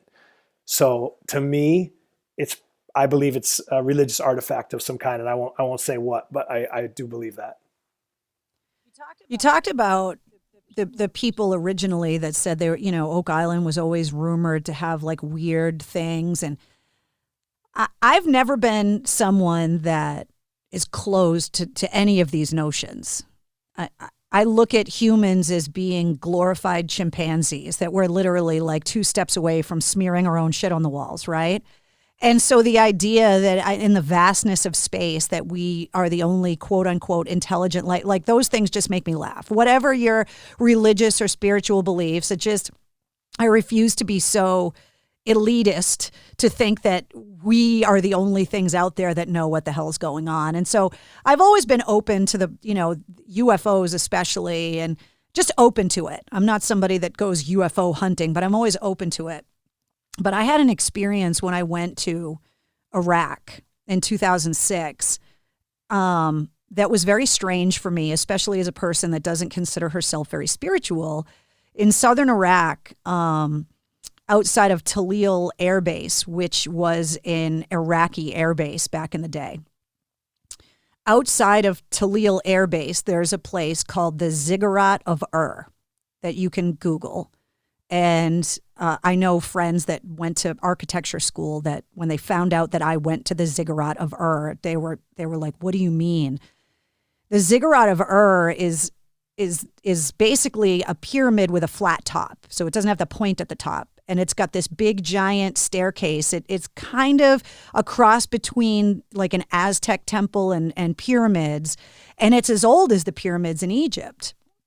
And this area around the Ziggurat was discovered in the 1920s by British archaeologists because it had been buried from these massive sandstorms that they have, because the southern part of Iraq is very desert-like, how people would think most of the country is, although the further north you get, the more lush and vegetation, the cradle of civilization, the Tigris, the Euphrates, all of that. But in southern Iraq, it's a lot of desert and it's flat and whatever. And I got taken by some special operators who to this day I still don't know their real names. So my producer, Combat Joe, and I referred them as Casper and the Chameleon because we were never allowed to know who they were. But they took us there, and they had worked out a private tour with an Iraqi guy whose father or grandfather was there in the 1920s with the archaeologists when they discovered this. This guy's family had been there for like 300 years. I have to dig out the audio because I recorded the tour, and you can barely understand him, but he spoke English and took me on this tour. The reason why I bring it up is the area around the Ziggurat of Ur is where Abraham lived, and they took me to his house, and I stood in the house of Abraham. Like where Abraham, according to the history books, the Abraham from all of the organized religions, that guy. I stood in his house and have pictures in front of the stone archways that not only have they excavated, but they've been able to do some repair work to keep them from continuing to crumble. And it's out in the middle of nowhere. And I bring it up and I to tell you this long-winded story because as a cynic, when I got there, and watch the sunset there. And it's funny because Casper and the Chameleon had to go into the tombs because the Ziggurat had high ground overlooking the airbase. And so there would always be insurgents there, knowing what a historically significant place this was, that they would go there to try and kidnap Westerners and take hostages in the war. And I remember standing there and not feeling right, not bad, just off. That there was something in the air there, that there was something in this place. And what's really funny is that my tour guide said to me that the Pope, and he meant John Paul II, John Paul Jones, not the Pope from Led Zeppelin, our but Pope John Paul II had put in a request with Saddam Hussein back in the day to make a pilgrimage to the ziggurat and to the House of Abraham. And basically Saddam Hussein had said, you can come here, but I'm not going to protect you. And so the Pope never made the pilgrimage because it wasn't safe for him. And I remember having this feeling of standing there, knowing that I was the purple-haired DJ from Boston, was standing in a place that the Pope, arguably one of the most powerful and well-protected humans on the planet, had requested to go and never went. And I just remember standing there, and something in the air was weird there. And it had a profound effect on me in a way that very few other places have. And I don't know why. I don't know if it was the tombs that were there and the people that were there. I don't know if it was just the energy in a place that is thousands and thousands of years old, or the historical significance of the ziggurat and obviously the House of Abraham. I don't know what it was, but that feeling I will never forget. It was profound for me. And I know that people are going to listen to this and they're going to Google the ziggurat. And I have all these amazing pictures of me standing on the top at sunset and Abraham's house. And, like I said, pictures with the tour guide, and whose picture I wasn't allowed to post at the time. He let me take some pictures, but the SOCOM guys were like, you are not allowed to put this guy's because he'll be killed if he is found to be cooperating with the Westerners and the Americans that were there. So I have this understanding when you talk as crazy as some people might think you are, being so open to this paranormal discovery and all of this stuff. I think everyone, regardless of their religion and how cynical they claim to be, has gone to a place, a haunted house, a cemetery, a field, a battleground from a Revolutionary War battle or whatever, and had that weird something is off here in the energy in the place, and nobody can really understand why they feel that way. And you're the guy that wants to do the work to figure it out. First of all, thank God Stiz didn't go there, because he would have touched this. Yo, I smoked a cigarette in the ziggurat of Earl. For anybody that's Googling it, it's just ziggurat of He would have called it ziggurat of Earl. I fucking love Stiz. I miss him so much. Yo! Look at me. I took a selfie in Abraham's kitchen. That's an incredible story. And yes, and Oak Island is one of those places. It just feels, as I say, I don't know what it is, but it ain't nothing. Right. You could explain it scientifically. You could say Oak's one of those places, or where you were is one of the places that has, it's in that electromagnetic force field that Earth has, and things are weird. However you want to explain it, fine, but it ain't nothing, because I feel it. Oak, you feel like you're being watched a lot of times. To me, there have been people that have seen, floating black masses on Oak Island, figures. There's been voices. People have been told things, heard voices. A girl named Peggy Adams in the 40s ran to her dad, who was a caretaker of Oak Island at the time, screaming and carrying on that these soldiers in red outfits were, coming on the beach at Smith's Cove in these big ships. And she had no historical context for British redcoats, and saw them all coming on to Smith's Cove. Father ran down, nobody there, of course. It's nothing. It's in the 40s. And then, this was, 1940s, yes. And and she saw a picture of British redcoats later at some point, according to the legend, said, that's what I saw. Now, this team has found evidence of a British military encampment right near where she saw the British invading. So, yeah, it's like there's tons of stories like that. I mean, the show's called The Curse of Oak Island, and one of the legends is there's a curse involved with finding whatever it is that may be down there. So, yeah, it's one of those places. It's really interesting, and I love the idea of it. I just could never be the person that spent every penny that I have in all that. Now, I've been to Nova Scotia, and I went in the middle of August when it's like the warmest it can be. And just Nova Scotia alone has a vibe to it. You feel so remote that the landscape is so difficult, but difficult in a beautiful way. The rock ledges, the winds coming off the ocean. You have to be a hard person to choose to live there because it's difficult. But it is so majestically beautiful that, and there's the Cabot Trail up in Cape Breton. Is one of, if you Google it, one of the 10 most scenic motorcycle rides in the world, which is why I went. And we rode the Cabot Trail on motorcycles. And it was, anybody that has a bike, put it on your bucket list. It's unbelievable.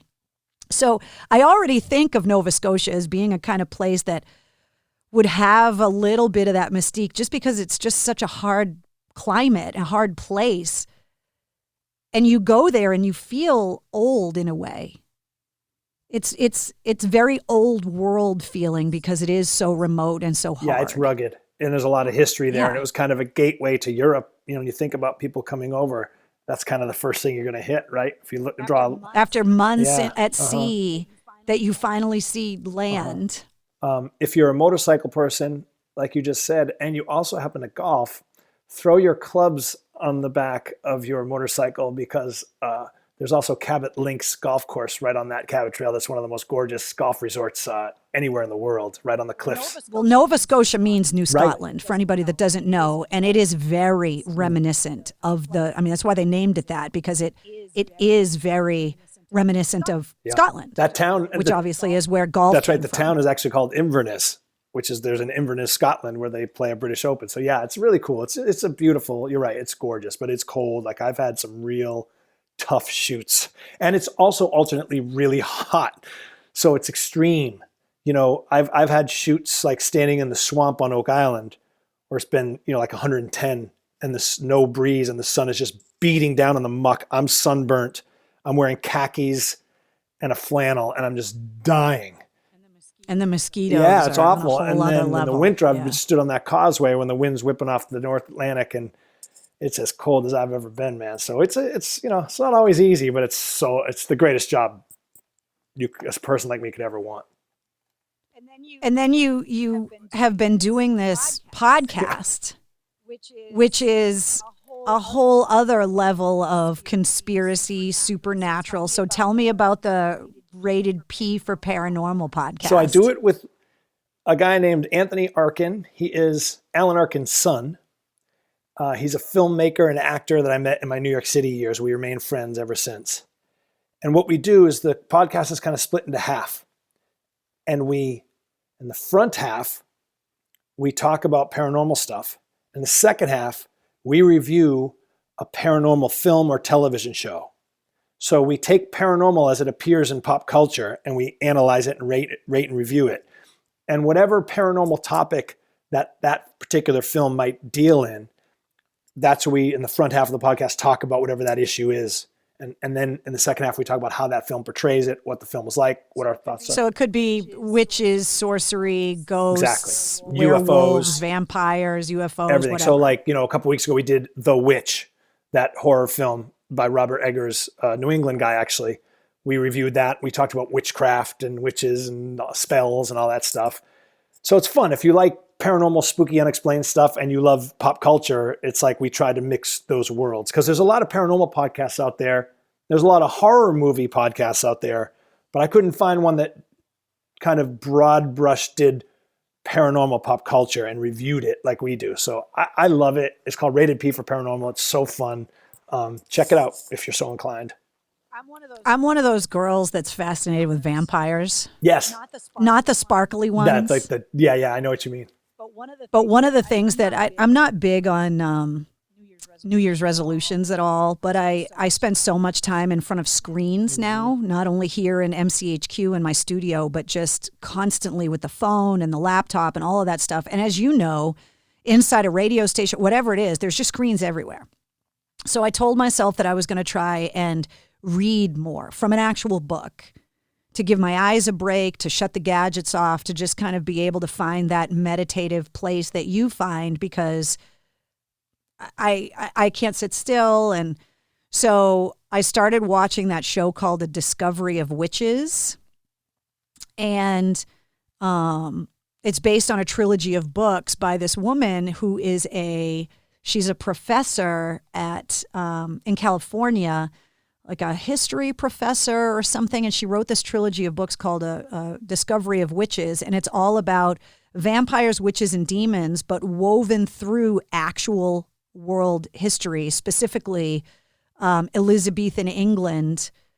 And a lot of the characters in the books are real people that are woven, like Christopher Marlowe and all of these. And so each book, so I order them right at the end of last year. And I get them because I started watching the TV show because the vampire on the show is hot. and I get the books, and there's 3 of them, and they're all over 700 pages. And I'm like, what the fuck? Like, this is not a romance novel book. These are big, meaty books, right? And I started reading them, the first book, on New Year's Day. And all of 3 of them I've finished already. I finished all 3 of them in the first 3 weeks of the year. Yeah. Yeah, I finished them all already. 700 pages for each book. And I read all 3 of them already. Not only because I love the story and it's fascinating, and there's so much actual real history in it that in the back of the book, it tells you which characters in the book were actual real people and which ones weren't. And there's so many of them that were actually real people. But I got addicted to the idea of turning off the TV and turning off my laptop and putting my phone down and just sitting with a book. And like, when you binge something on Netflix and then it's over and you have that feeling, I have that now because it's over. And the second season of the TV show is on like Sundance and whatever. Now you can Google A Discovery of Witches. And now it's like I'm waiting for these episodes for the second season, which is the second book. Yeah, it's pretty cool. It's really cool. Like the witch in it is a descendant of the first witch that was executed in Salem in witch trials. Okay, yeah. And so there's a lot of, and she was raised in Cambridge. And so there's a lot of Massachusetts historical references. And then there's a lot of European historical references and war. And, it's really, really interesting. And now I'm like, fuck, I finished the books. Now what? Yeah. That's the hard part. That movie, The Witch, I thought was just such incredible, like for a first-time filmmaker. And you talk about history, like that Robert Eggers, he uses dialogue in that movie from the witch trials. Like, so a lot of the dialogue, actually all the dialogue's authentic. Some of it is actual from records of the day, which makes it more terrifying when you realize that that's how they talk. Oh really my God. Yeah. And that's a great movie. So that's what I love about the podcast too, is Tony Anthony grew up on sets. His father, Alan Arkin, is a legendary actor. And so Tony grew up on his dad's sets. Nobody knows movies like my partner, Tony Arkin. So like he can really dive deep if you're into film and television on that aspect of it. And I'm kind of more the paranormal guy, even though I love film. So it's fun to kind of like learn stuff together about these things. Alan Arkin is probably one of the funniest people in movies. Can I tell you a great story about a stat he just told me the other day? I think I could. I better wait and see. I got to get permission to tell it.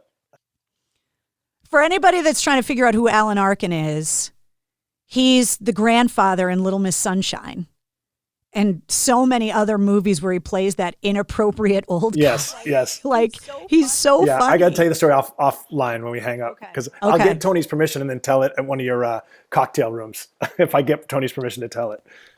Yeah. So that was the other thing, is that I wanted to make sure that you knew that you were invited to come into Cocktails in the War Room. What time's it at?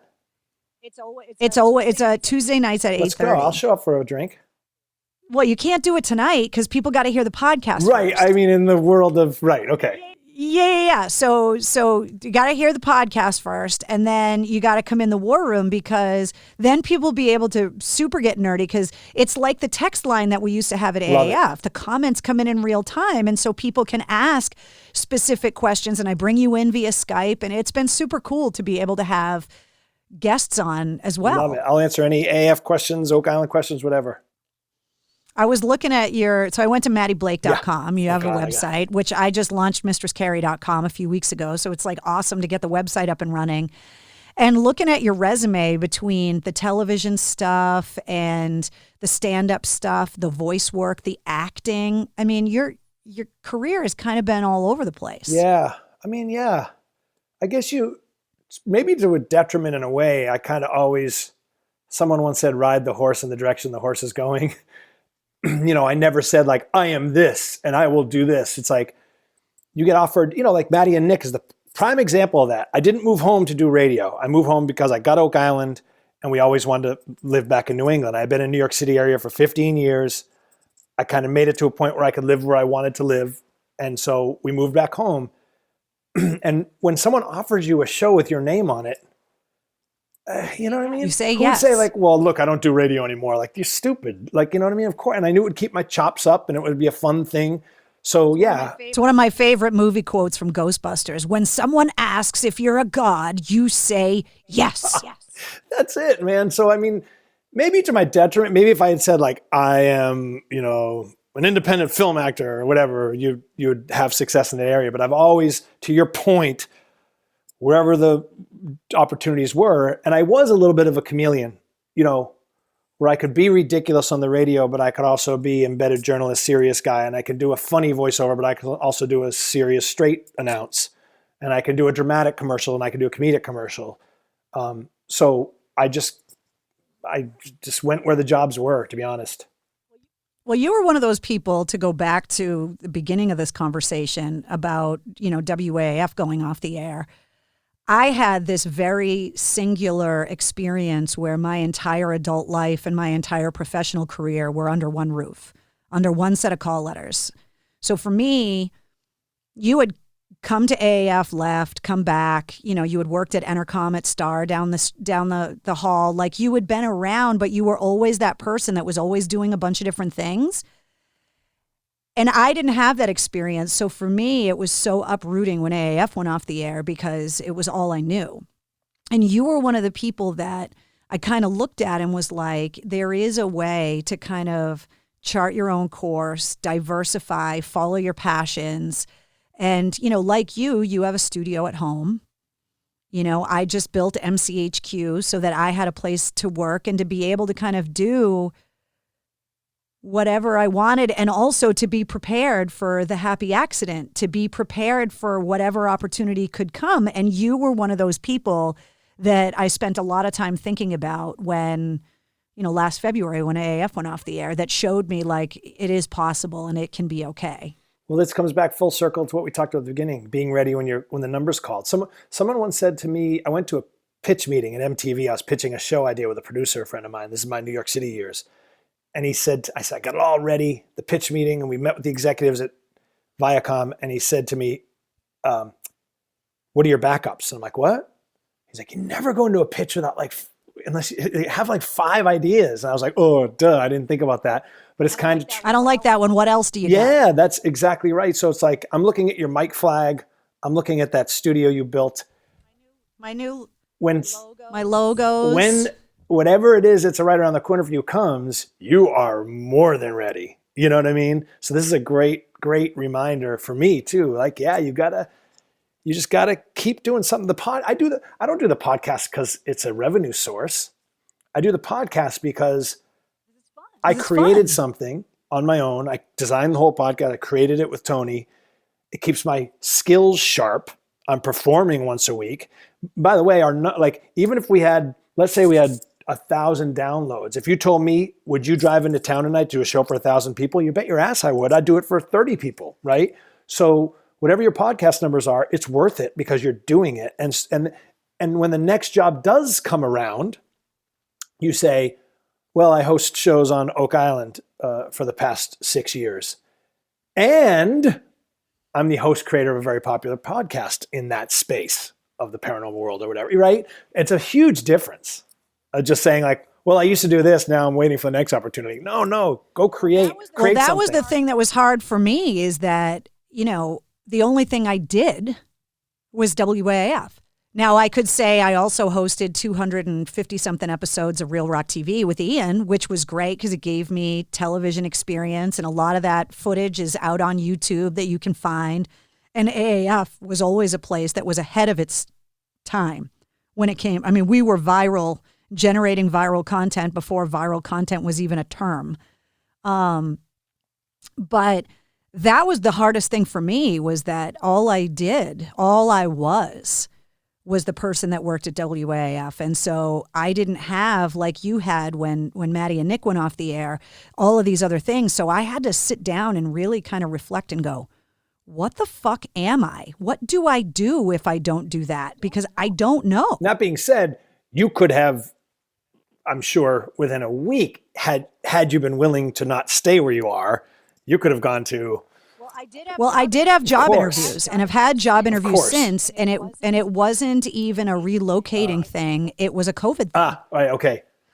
COVID shut it all down because, radio stations started laying off staff, and I had some really interesting conversations in the weeks after AAF went off the air with radio stations near and far. And then as soon as COVID hit. But I mean, you're a hustler. You have a motor, and look, you've built AF right there. I can see it. It looks like you're in the AF studio. Yeah. It's amazing. Let me tell you, I make this joke all the time.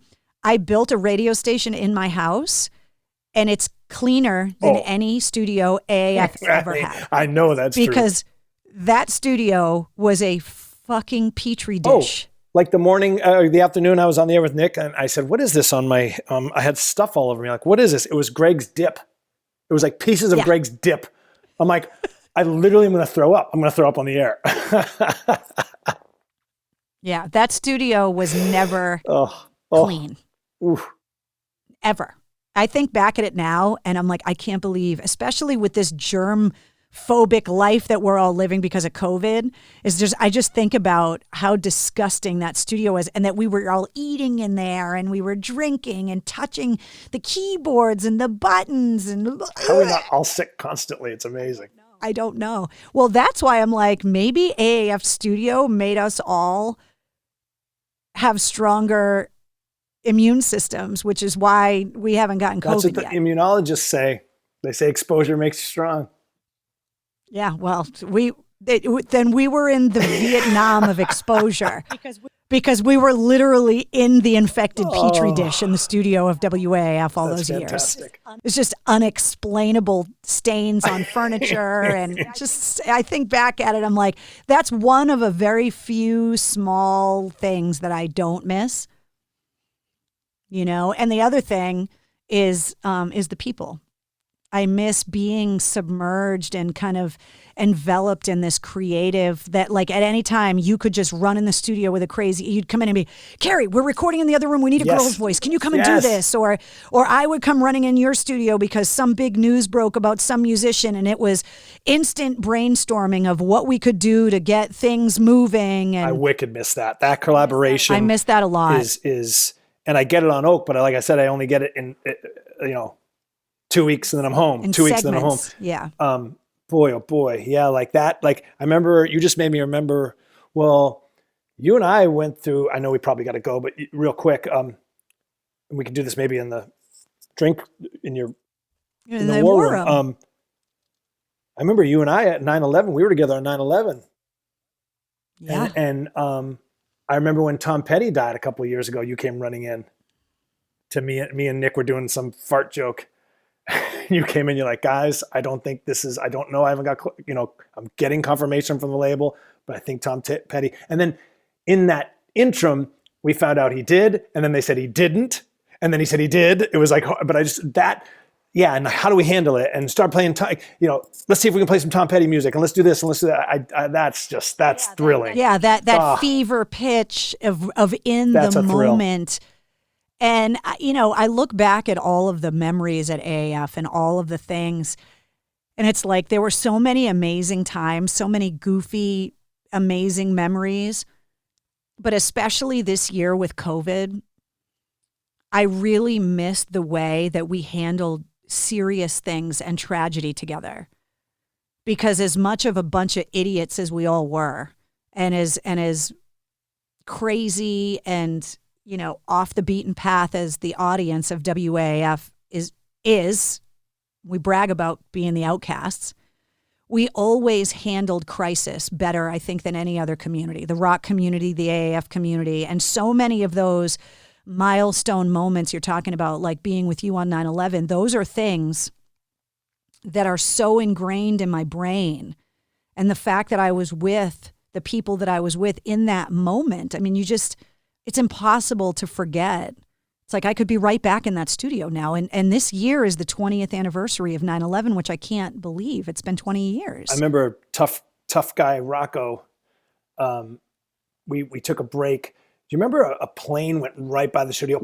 Like a fighter jet went right by the studio. It was a fighter jet. Heading in. And it was, 500 feet over the Mass Pike. It went straight into Boston.